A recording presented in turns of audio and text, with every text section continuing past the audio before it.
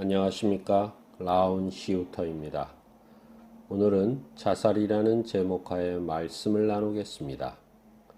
한국의 자살률은 2020년 기준 세계 1위라는 것을 알고 계신가요?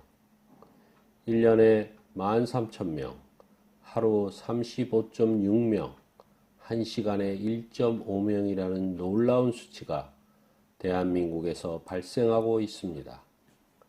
다양한 이유가 있겠지만 크리스천의 비율이 높은 나라에서 자살이 빈번하게 일어난다는 것은 뭔가 잘못된 것처럼 느껴집니다. 목사 설교에서 자살에 대한 성경의 가르침을 들어본 적이 없는 것 같습니다. 과연 성경은 자살에 대해 어떻게 말하고 있는지 살펴보겠습니다. 구약에서 보면 이스라엘에서는 자살이 수치스러운 일로 여겨졌던 것 같습니다. 그 예가 기드온의 아들 아비멜렉의 사건입니다. 사사기 9장 53절에서 54절을 보면 한 여인이 맷돌 윗짝을 아비멜렉의 머리 위에 내리던져 그의 두개골을 깨뜨리니 아비멜렉이 자기의 무기를 든 청년을 급히 불러 그에게 이르되 너는 칼을 빼어 나를 죽이라. 사람들이 나를 가리켜 이르기를 여자가 그를 죽였다 할까 하노라 하니 그 청년이 그를 찌르매 그가 죽은지라. 아비멜렉이 한때 같은 편이었던 세겜족과 전쟁을 치를 때 과도한 공격으로 인해 한 여인의 맷돌에 맞자 죽음을 앞두고 병사에게 자기를 죽이라고 명령하는데 여기서 스스로 자살할 수도 있지만 전쟁에서 자살하기보다는 적군의 칼에 죽는 것이 더 용감했다고 인정받는다는 당시 풍습을 추측할 수 있습니다. 또한 사울 왕이 갈보아 전투에서 활에 맞아 죽게 되었을 때 병사에게 칼로 찌를 것을 명령하나 병사가 머뭇거리자 스스로 자살을 선택했습니다.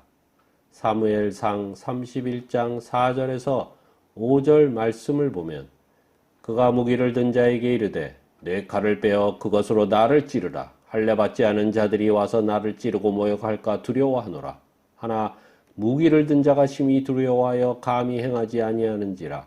이에 사울이 자기의 칼을 뽑아서 그 위에 엎드러지매 무기를 든 자가 사울이 죽음을 보고 자기도 자기 칼 위에 엎드러져 그와 함께 죽으니라. 다윗의 모사였던 아히도벨, 밧세바의 할아버지인 그가 다윗을 배반하고 아들 압살롬의 반란에 동조하여 다윗이 도망갈 때 즉시 추격할 것을 압살롬에게 제안하나 무시당하자 자살을 선택했습니다. 결국 더 강한 듯 보이는 반역자를 옹호했지만 자신의 생각이 관철되지 못하자 죽음을 택한다는 것은 그 사람의 욕심과 정신 상태를 알 수 있습니다. 사무엘하 17장 23절에 아히도벨이 자기 계략이 시행되지를 못함을 보고 나귀의 안장을 지우고 일어나 고향으로 돌아가 자기 집에 이르러 집을 정리하고 스스로 목매어 죽음에 그의 조상의 묘에 장사되니라. 신약에 보면 예수님을 3년 동안 따라다니며 기적과 말씀을 접했던 유다는 예수님이 실제 이스라엘 왕이 되지 않은 것에 대한 실망과 돈에 대한 욕심으로 스승을 배신한 것에 양심의 가책을 느끼고 자살했습니다. 마태복음 27장 5절에 유다가 은을 성소에 던져놓고 물러가서 스스로 목매어 죽은지라 라고 쓰여 있습니다.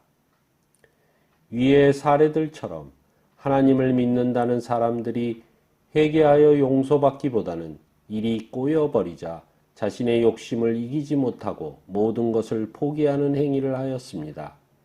자살은 생명을 부여하신 하나님의 섭리를 무시하고 자신의 생각대로 마음대로 행하여 남은 가족이나 사랑하는 사람들을 배려하지 않는 독선적이며 이기적 행동이라는 것입니다. 자신의 명예를 지키기 위해서 죽는 것은 더러워진 이름을 그대로 남겨놓는 것에 불과합니다. 물론 자살을 선택하기까지 많은 고민과 혼돈이 엄습했겠지만 누구에게나 닥쳐진 그 환난을 이겨내야 합니다.